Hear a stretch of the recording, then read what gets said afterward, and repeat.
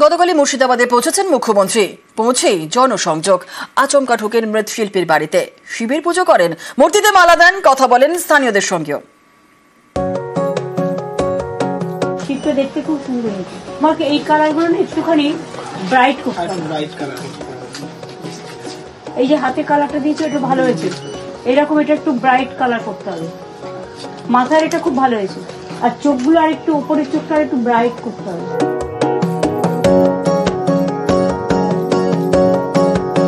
মুর্শিদাবাদ সফরে মুখ্যমন্ত্রী সোমবার পৌঁছন বহরমপুরে।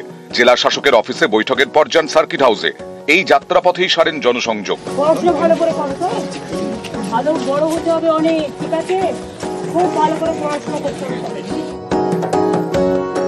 সার্কিট হাউসের কাছে এক মৃৎশিল্পীর বাড়ি, তার বাড়িতে যান মুখ্যমন্ত্রী।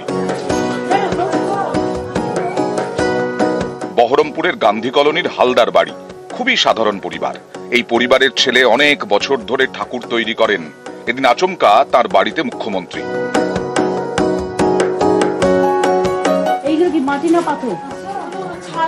মৃৎশিল্পীর বাড়িতে এই ঢাকা দেওয়া মূর্তি নজরে পড়ে মমতার, শিব মূর্তি। আজই এই মূর্তি নিয়ে যাওয়ার কথা ছিল, কিন্তু যারা অর্ডার দিয়েছেন তারা পরের সপ্তাহে নেবেন বলে জানিয়েছেন।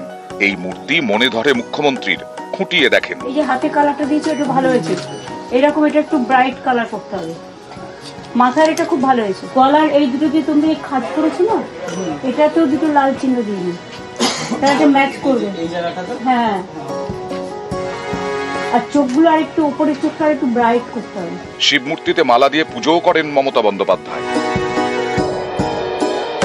আমাদের তো মান্থলি বলে কিছু নেই, ধরেন এই সিজনাল ব্যবসা, সিজনে দুর্গা টুগা হয় যা হয়, আর এই অফ সিজনে দুটো একটা কালী টালি শিবটি এসব যদি হয়। ভালোই লাগলো, কোনোদিন তো আসে না, এর আগে অনেকবারই এসছে কিন্তু ঢুকিনি, এই বছর যাই ঢুকলো, ভালো লাগলো। আমার একটা শিব ঠাকুর রাখা ছিল, এখানে শিব ঠাকুরটা দেখলো।